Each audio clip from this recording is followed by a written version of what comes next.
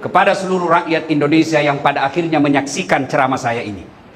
Mari bersangka baik. Bapak yang tidak memilih Prabowo, jangan seolah-olah Indonesia sudah mau kiamat. Sangka baik, sangka baik. Anjuran Ketua Majelis Ulama kita tadi menyampaikan, mari jadikan masjid, musola, rumah-rumah ibadah, majelis zikir, majelis taklim, majelis pengajian, galakkan doa bersama agar negara Republik Indonesia selalu diridai oleh Allah Subhanahu wa taala. Agar doa ini cepat terkabul, tidak cukup hanya berdoa, tapi harus berikhtiar. Ikhtiar diutamakan, dan sangat diutamakan adalah para politisi, para pejabat yang diberi Allah amanah untuk mengelola negara Republik Indonesia ini. Amanah itu harus Anda tunaikan. Kalau Anda bohong kepada satu orang, hanya gampang berdoa, bertobatnya, datangi rumahnya minta maaf. Tapi kalau Anda berbohong satu Republik Indonesia, di padang mahsyar nanti cari semua pembayar pajak yang ada di Indonesia, Anda harus minta maaf kepadanya.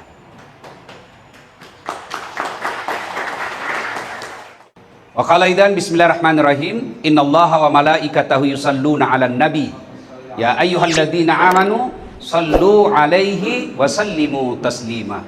Sesungguhnya Allah dan para malaikatnya bersalawat kepada Rasulullah Muhammad sallallahu alaihi wasallam, maka wahai orang-orang yang beriman, bersalawatlah kalian kepada Rasulullah dengan sebaik-baik salawat. Sadaqallahul adzim, maha benar Allah dengan segala firman-Nya. Ibu bapak, tuan-tuan guru, para kiai, alim ulama, tokoh agama, terkhusus yang kita muliakan, Wakil Ketua Umum Majelis Ulama Indonesia, Kiai Haji Dr. Mashudi Suhud, yang insya Allah dimuliakan dan dirahmati oleh Allah Subhanahu wa taala, dan terkhusus kita doakan panjang umur, murah rezeki Sahibul Bait Sayyid Najib At-Tamimi beserta keluarga, yang insya Allah dimuliakan rahmati Allah Subhanahu wa taala. Ini dulu yang perlu diluruskan.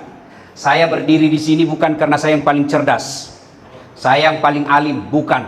Lalu kenapa Haji Tamimi menunjuk saya? Salah satu pertimbangannya karena saya yang paling banyak follower saya di tempat ini. Jadi bukan karena saya jago, bukan. Tapi karena saya yang paling banyak. Itulah sebabnya saya diundang. Bukan karena saya jago. Bapak saudara-saudara sekalian, suatu kali Nabi selesai sholat subuh, berdoa, selesai berdoa, seperti biasanya Nabi balik bertanya kepada sahabat, saudara-saudara sekalian, ada yang mimpi tadi malam? Seluruh diam. Tidak ya Rasul. Nabi lalu bersabda, semalam saya bermimpi, saya dibawa Jibril jalan-jalan ke surga.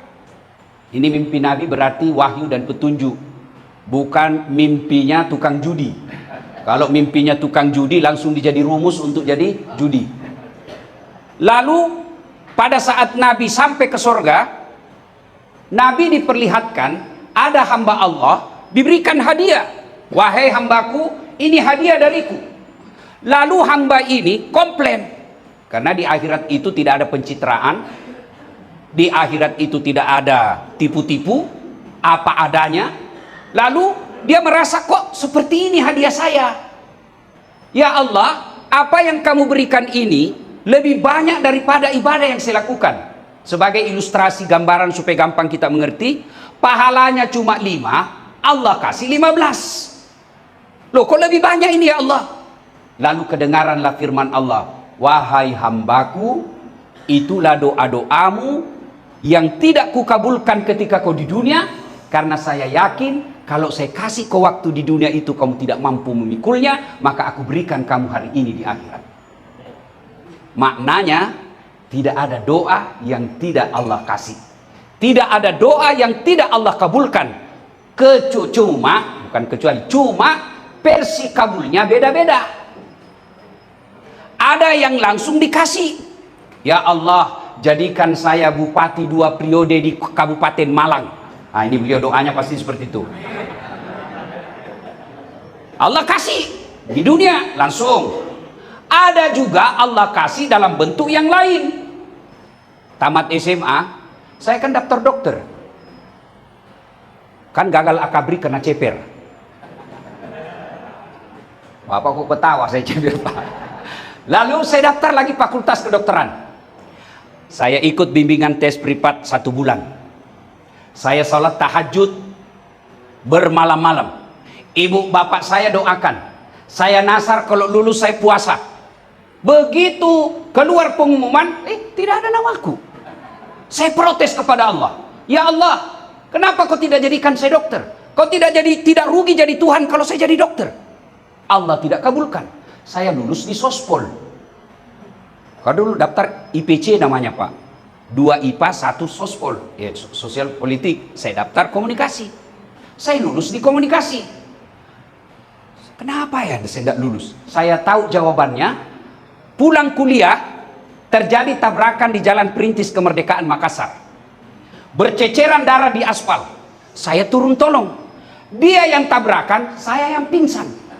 Kenapa? Oh, saya tidak bisa lihat darah sampai sekarang. Saya lihat aja di WhatsApp itu kalau ada berdarah, rasanya langsung pening. Seolah-olah Allah ingin berkata kepada saya, Das'ad, bagaimana kau jadi dokter, kau tidak bisa lihat darah. Saya lulus jadi ustadz. Teman saya yang lulus waktu itu tugas di Kepulauan Aru. Beberapa saat yang lalu sebelum lebaran, saya telepon, "Woi Pak Dokter, kau pulang lebaran?" "Tidak." "Boh, rugi-rugimu itu. Jauh-jauh cari nafkah tidak pulang ke keluargamu." "Mahal tiket Ustadz. Kalau saya pulang satu keluarga, 1 tahun saya kumpul uang, gaji saya hanya untuk beli tiket." Dalam hati saya, alhamdulillah, untung saya tidak jadi dokter. Saya jadi ustadz, tidak pernah pusing soal tiket. Kemana-mana gratis. Siapa yang bayarkan tiket saya hari ini? Haji Tamimi. Coba kalau saya jadi dokter waktu itu, mungkin saya tidak sampai di tempat ini. Coba kalau saya jadi dokter pada saat itu, saya tidak ceramah di depan presiden nasihatin. Saya tidak gaspol di depan Kapolri, barangkali Kapolri yang cari saya. Alhamdulillah, Allah berikan dalam bentuk yang lain. Jadi itulah sebabnya doa terus. Versi pertama, apa yang diminta Allah kasih sesuai maunya. Yang kedua, Allah kabulkan dalam bentuk yang berbeda. Yang ketiga, Allah tunda sampai kita mampu. Nabi Zakaria meminta anak pada usianya 21 tahun. Ya Allah, berikan saya keturunan. Usia berapa baru Allah kabulkan? 90 tahun. 21 ke 90 tahun. Berapa tahun itu Pak? Berapa? Biar kita kiai kampung jangan juga salah-salah menghitung Pak. Berapa? Berapa? 69. Itu Nabi Pak. 69 tahun baru dikabulkan. Ini politisi mau berdoa bulan ini, mau dikabulkan bulan depan, padahal dia tukang bohong. Gimana ceritanya?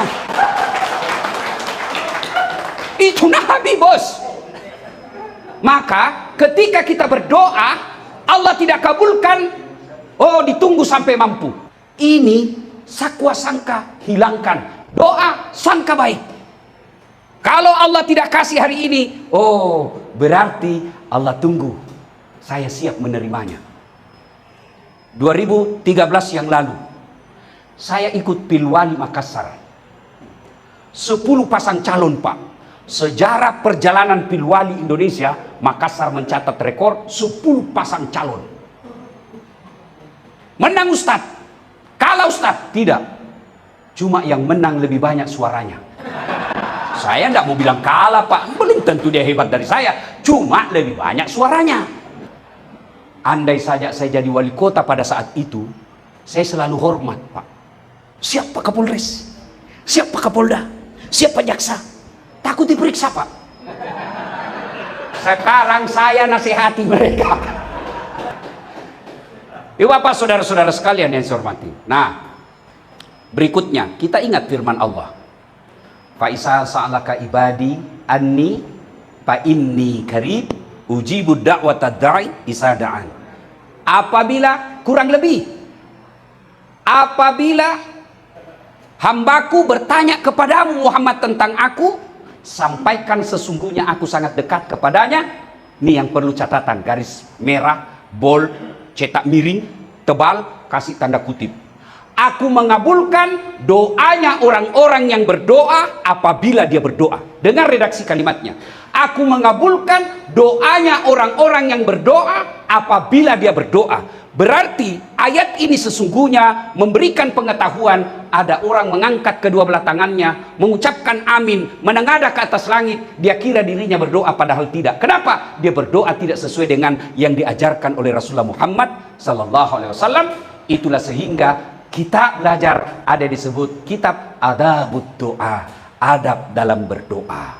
Kalau adab ini kita lakukan, itu ibaratnya jalur tol, cepat sampai. Sunnah, lakukan berpahala, tidak dilakukanlah tidaklah mengapa. Tapi saya memberikan ilustrasi dari Surabaya ke Malang lewat jalan biasa, sampai tidak? Sampai tidak? Sampai, tapi lawas lama kata orang Banjar. Tapi kalau lewat tol, sampai tidak? Sampai, cepat dan tepat. Berdoa sesuai dengan sunnah, jalur tol. Berdoa tidak sesuai sunnah, sampai juga, tapi macet. Silakan pilih.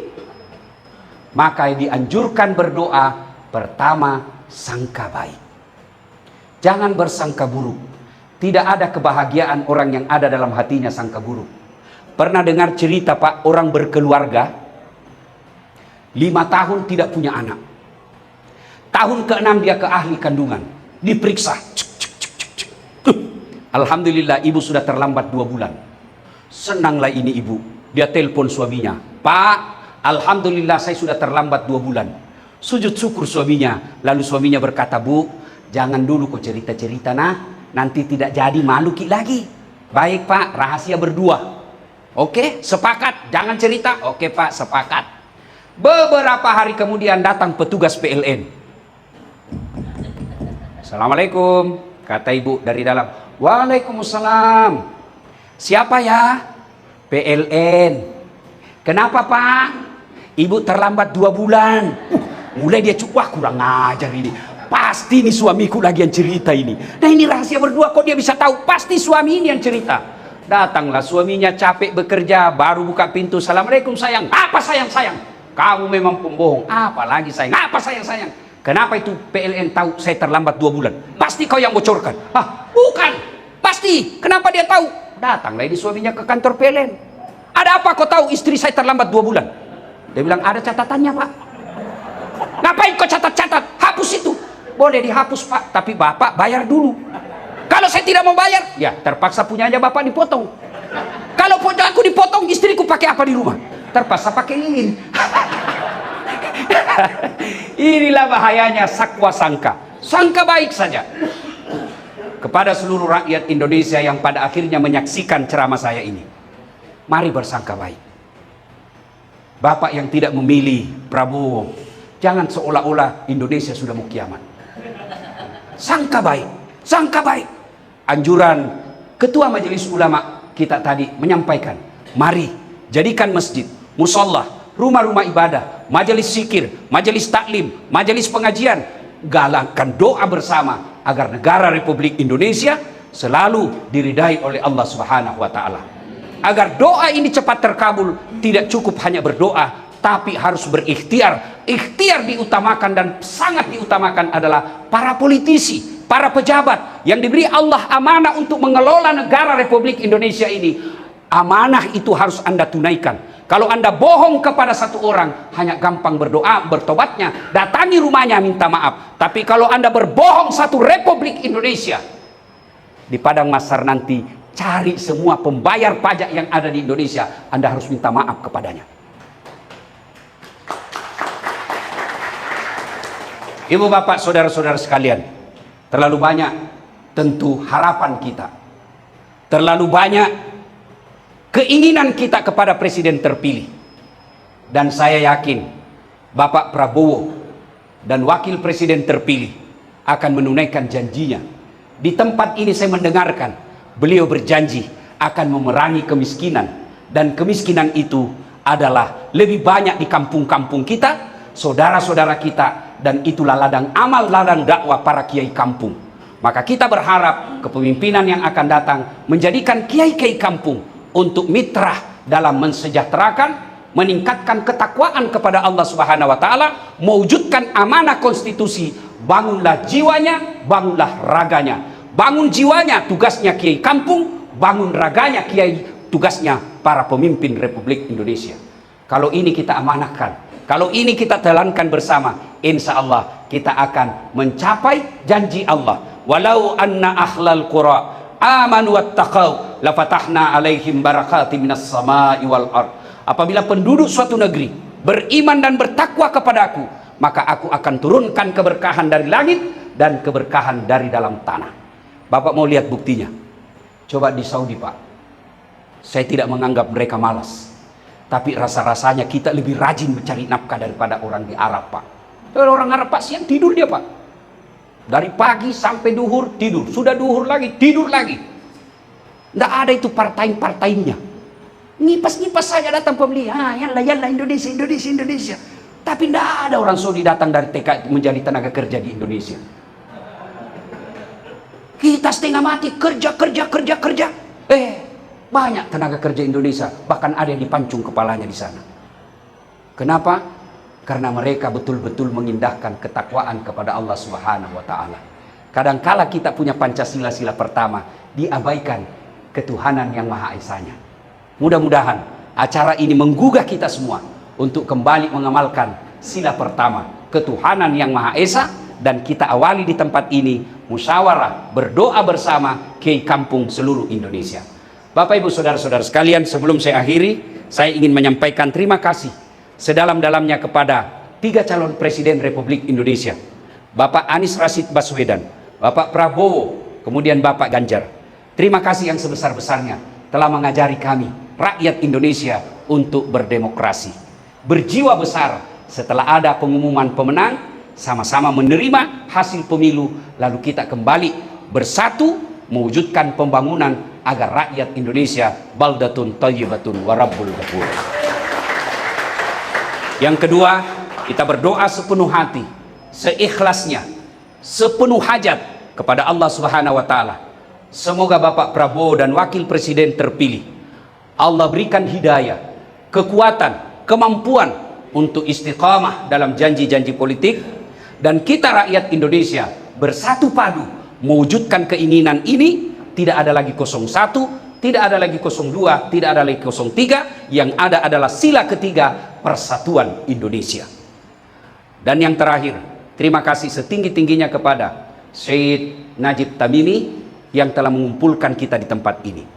Saya pikir-pikir, apa yang mau dicapai?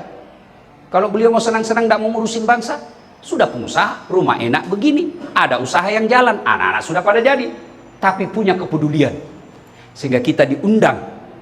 Dan saya yakin dihitung jari rumah pengusaha yang selalu didatangi puluhan bahkan ratusan kiai, dan didatangi kiai itu insya Allah bawa berkah. Dan orang baik sesungguhnya bukan yang jitatnya hitam gara-gara sholat tapi tidak ada yang senang, bukan yang bagus tahajudnya tapi seluruh komplek tidak mencintainya, tapi siapa di antara kita yang baik? Kata Nabi, khairun nas anfa'uhum linnas. Sebaik-baik manusia di antara kalian adalah yang paling banyak manfaatnya. Semoga Pak Tuan Haji Najib Tamimi masuk di antara golongan ini. Terima kasih, lebih dan kurangnya mohon dimaafkan. Usikum wa nafsi bitaqwallah, fastabiqul khairat. Assalamualaikum warahmatullahi wabarakatuh.